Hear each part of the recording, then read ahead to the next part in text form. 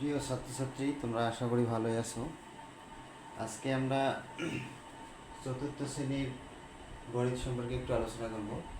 তো এখানে দুইটি বিষয় দেখা যাচ্ছে, যে প্রথমত বৃহত্তম সংখ্যা এবং ক্ষুদ্রতম সংখ্যা, এরপর আছে যে এক মৌলিক বা যৌগিক সংখ্যা নয় কেন। তো আমরা বৃহত্তম সংখ্যার আগে দেখতে পাই যে মোট আমাদের অঙ্ক হলো 10টি।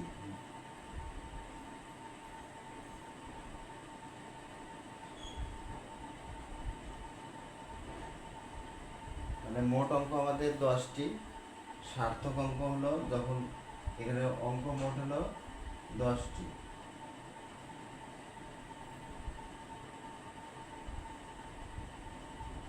সার্থক অঙ্ক 9টি। তাহলে আমাদের শূন্য হলো অভাবজনক সংখ্যা বা সাহায্যকারী, এটা হলো সাহায্যকারী অঙ্ক, আর বাকি সবগুলো হলো সার্থক অঙ্ক। তাহলে বৃহত্তম মানে সবচেয়ে বড় হলো কত? 9। এখন ক্ষুদ্রতম হলো সবচেয়ে ছোট হলো কত? 1। তো বাকি ঘরে যদি 4 ঘর বলা হয়, যে 4 ঘর, তাহলে 1 2 3, তাহলে 3টা শূন্য আর 1, তাহলে এটা হলো 4 অঙ্কের ক্ষুদ্রতম সংখ্যা। 4 অঙ্কের ক্ষুদ্রতম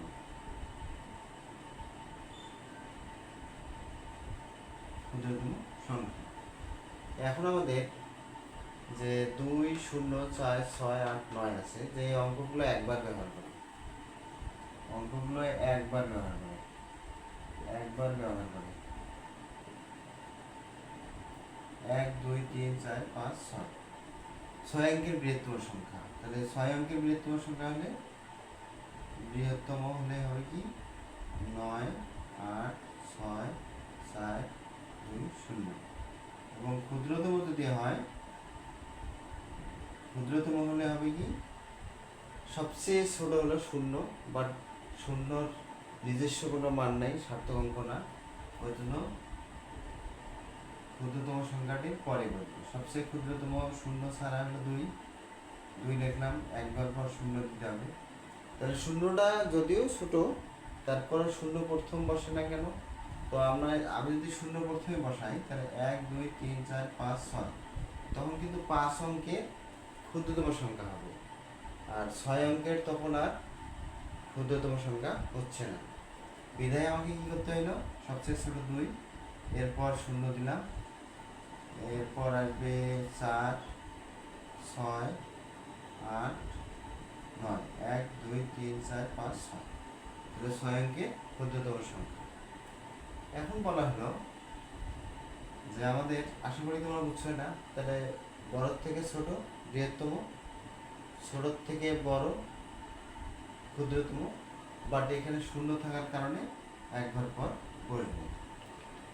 আচ্ছা, এরপর আমরা যে এই অঙ্কগুলা একবার ব্যবহার করে বিজোড় হলো বৃহত্তম, বিজোড় বৃহত্তম। তো এখানে দেখা যায় যে বিজোড় বললে বিজোড় অঙ্ক শুধুমাত্র 9 আছে। কত আছে? 9। তাহলে আমার সবচেয়ে শেষে 9 লিখলাম। বৃহত্তম বললে কি হবে? বৃহত্তম বলা হয় যদি বৃহত্তম এবং বিজোড়, বৃহত্তম এবং বিজোড়, তাহলে বিজোড় শুধুমাত্র 9 থাকলো, বৃহত্তম মানে বড় থেকে, তাহলে বাকি কে 8 6 4 2 0, শেষে 9 দিন। তাহলে বৃহত্তম বলছে, তার মানে বড় থেকে ছোট। তো এইখানে একটু সমস্যা হলো যে 9টি সবচেয়ে বড়, বাট এটা বিজোড়। একে যদি শেষে না রাখি, তাহলে পুরা সংখ্যাটা আমার বিজোড় হবে না, কারণ শেষে 0, শেষে 2, শেষে 4 6 8, এগুলা যদি শেষে থাকে, অবশ্যই তার জোড় সংখ্যা। কি সংখ্যা? জোড় সংখ্যা। তাহলে 9টা আমি শেষে রাখলাম, তাহলে 9 ছাড়া তাহলে বৃহত্তম কি 8 6 4 2 0। এখন যদি বলা হয় ক্ষুদ্রতম বিজোড়, ক্ষুদ্রতম বিজোড়, তাহলে সেক্ষেত্রে কি হবে, আর বিজোড় শব্দটা থাকার কারণে আমার 9টা শেষে আসবে। ক্ষুদ্রতম, তাহলে 0 আগে লেখা যাবে না, 2 লিখলাম, 0 4 6 8, এটা এখানে। তাহলে এটা হলো ক্ষুদ্রতম বিজোড় সংখ্যা, এটা হলো বৃহত্তম বিজোড় সংখ্যা।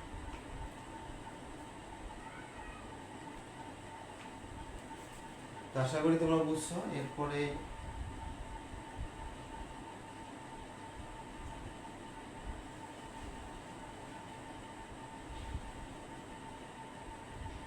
তো এখন আমরা দেখব যে একটি,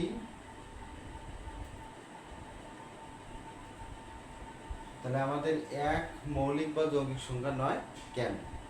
তাহলে আমরা মৌলিকে আসি।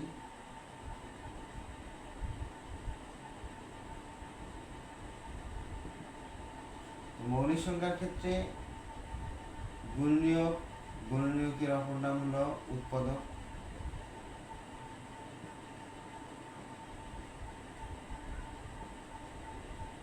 উৎপাদক থাকবে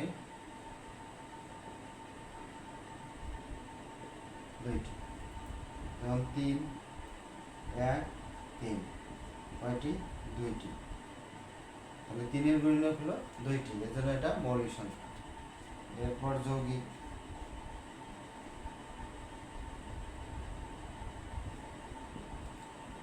যৌগিক সংখ্যার ক্ষেত্রে গুণনীয়ক বা উৎপাদক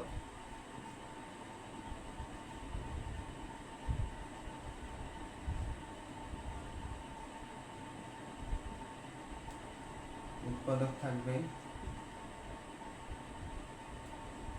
2 এর বেশি, যেমন 4 সমান কি 1 2 4, 3টি মানে 2 এর বেশি, তাহলে 4 একটি যৌগিক সংখ্যা। কিন্তু 1 এর গুণনীয়ক 1, যা একটি। তাহলে 1-এর ক্ষেত্রে গুণনীয়ক ছিল আমাদের 1, শুধু একটি। তাহলে একটি থাকার কারণে মৌলিকের শর্ত পালন করতেছে না, যৌগিকের শর্ত পালন করতেছে না। তাহলে এই জন্য 1 হলো কি মৌলিক বা যৌগিক কোনোটাই নয়। সুতরাং 1 একটি বিশেষ সংখ্যা।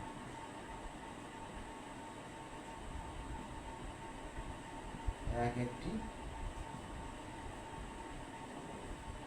বিশেষ সংখ্যা। তাহলে আমরা 1কে মৌলিক বা যৌগিক কোনোটাই বলতে পারি না। কি কারণে? যে মৌলিক সংখ্যার গুণনীয়ক বা উৎপাদক থাকবে দুইটি, যেমন 3 1 3। আর 1 হয় কেন? যে 1 হলো সকল সংখ্যার গুণনীয়ক। 1 হলো সকল সংখ্যা